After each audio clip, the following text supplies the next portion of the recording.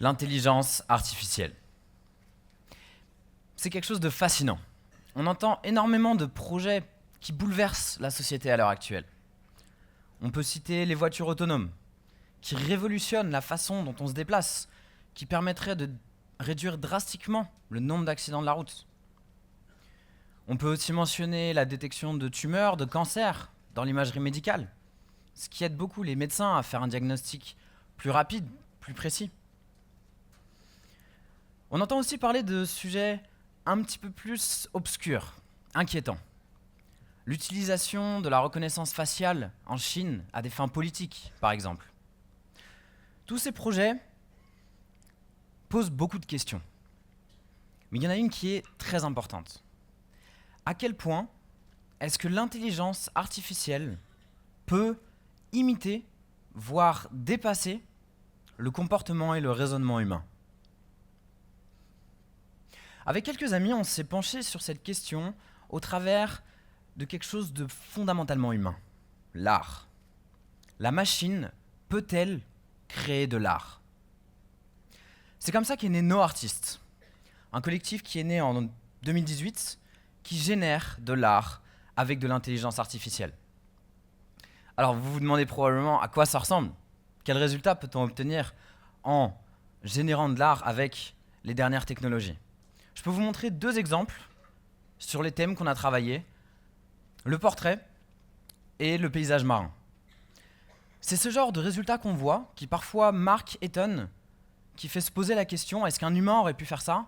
Est-ce qu'à l'inverse, ce que la machine produit est assimilable à un travail fait par un humain ? La communauté artistique s'intéresse beaucoup à ce sujet en ce moment. En 2018, il y a eu une vente de la première œuvre générée par intelligence artificielle pour près d'1,5 million de dollars. Il y a eu énormément de débats qui ont suivi ça. Est-ce que la machine peut faire preuve de créativité ? Alors, avant de répondre à cette question, il est intéressant de se pencher sur quelque chose de préliminaire. Qu'est-ce que la créativité ? Qu'est-ce qu'on met derrière cette notion de création ?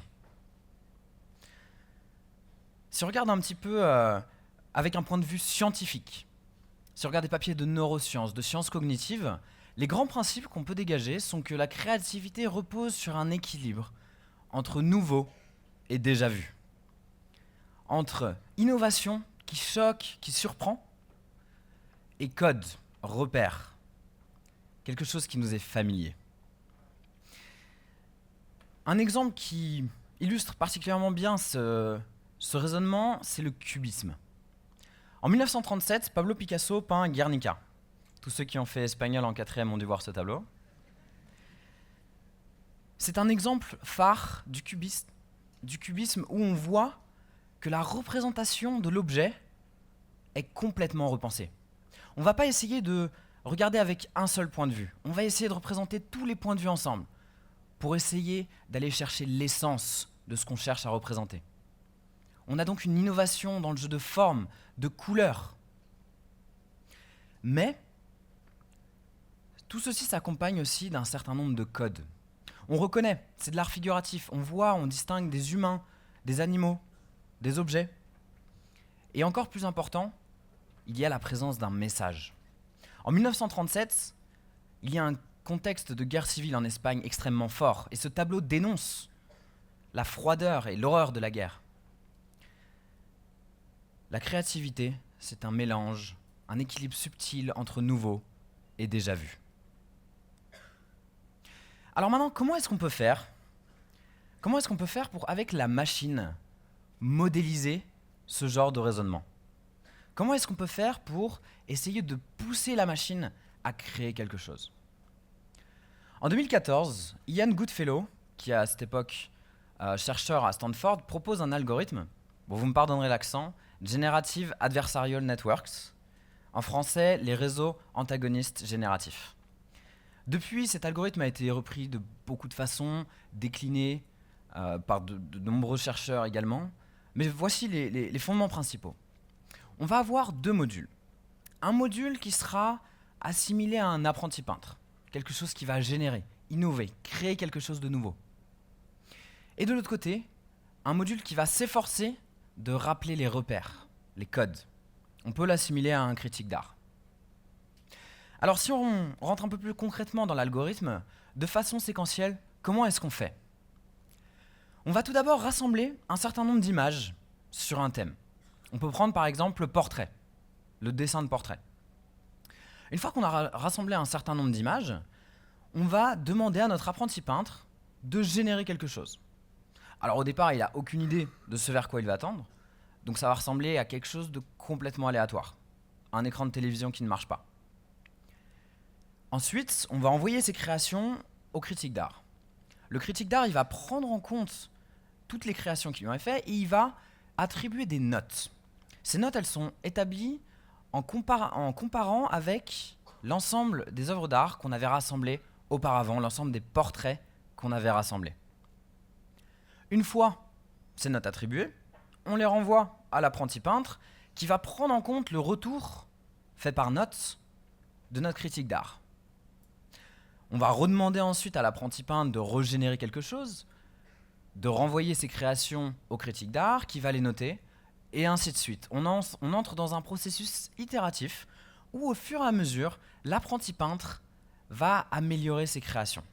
Donc si on regarde un peu l'évolution des créations de l'apprenti peintre, d'abord quelque chose de complètement aléatoire, puis au fur et à mesure on voit une forme ovale se dessiner, puis parfois des oreilles, des yeux, une bouche, au début incohérent, et puis le tout au fur et à mesure de façon cohérente.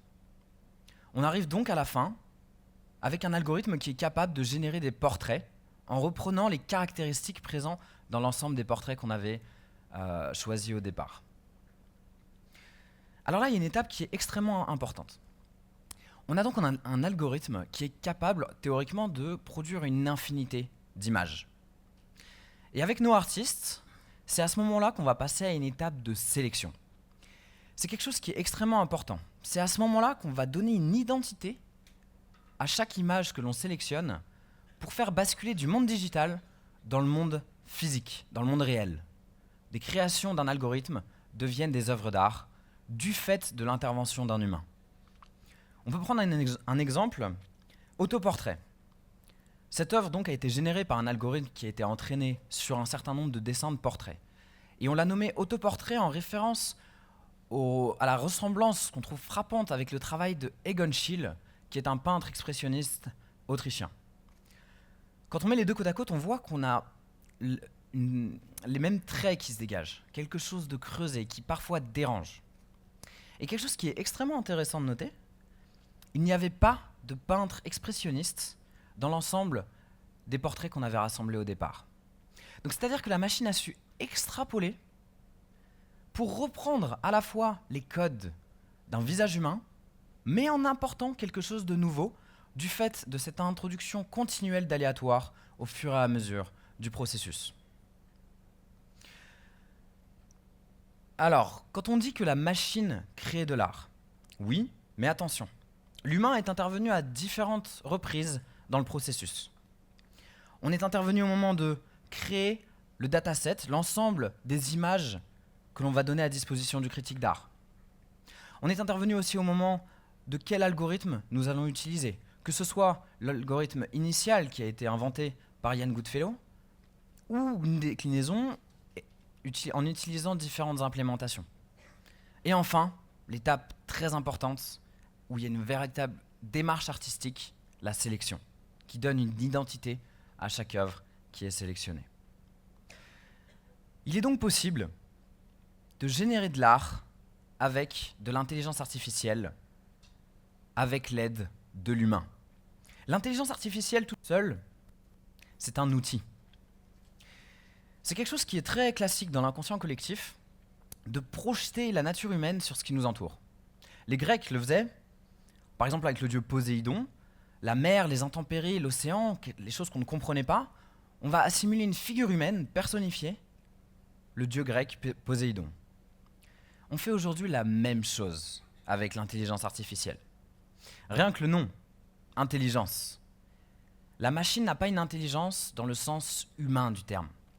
La machine n'a pas de conscience. Quand on lui demande de générer des œuvres d'art, la machine n'a aucune notion de qu'est-ce que c'est que l'art.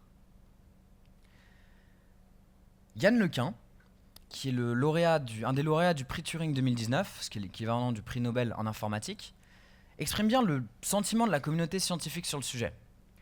Il dit que l'intelligence artificielle, aujourd'hui, est moins intelligente qu'un rat. Elle n'a pas de notion de bon sens.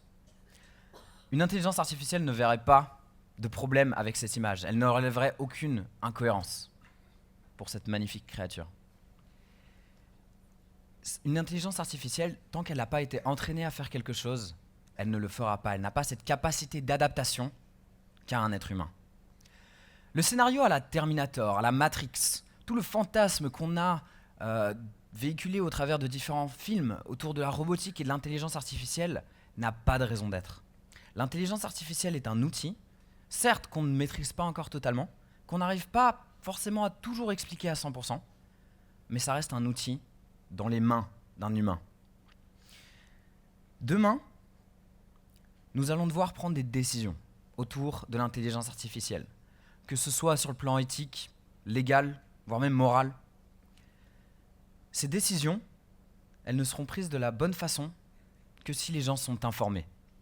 Et c'est ce en quoi nous croyons avec nos artistes. On peut faire de l'art avec de l'intelligence artificielle, mais l'intelligence artificielle n'est pas une grande toute puissante création qui résout tous les problèmes. C'est un outil qui peut être utilisé à bon ou mauvais escient. Merci beaucoup.